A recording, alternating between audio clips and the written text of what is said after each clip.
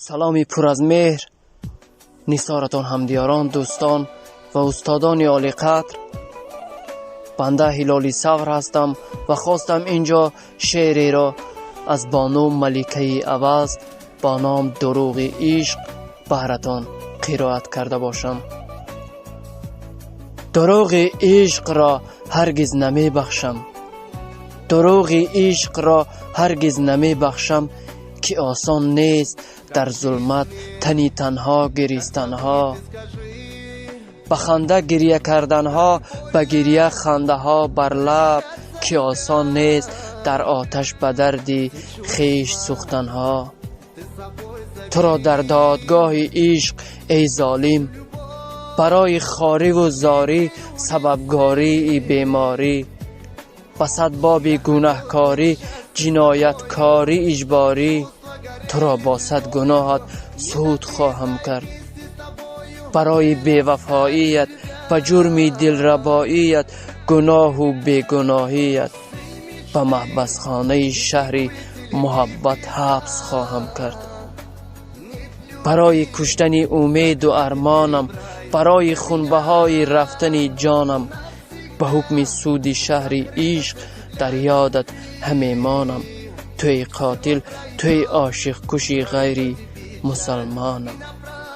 توی قاتل، توی عاشق کشی غیر مسلمانم.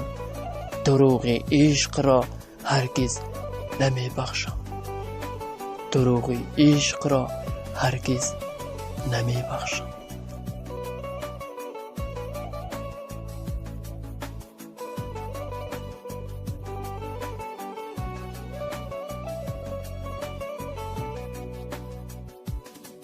Не могу в океане тонуть, не могу так больше страдать, как месяц в тумане ты таешь, как и я, знаю, страдаешь.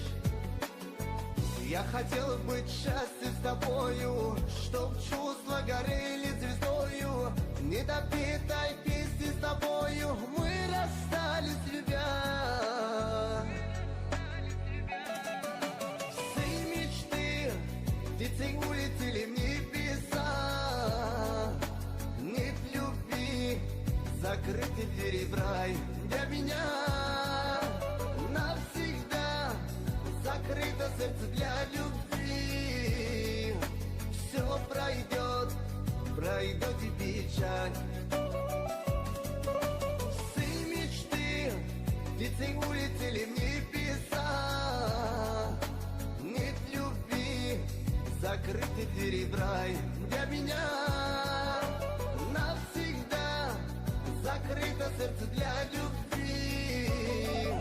Все пройдет, пройдет и печаль, и напрасно слезы.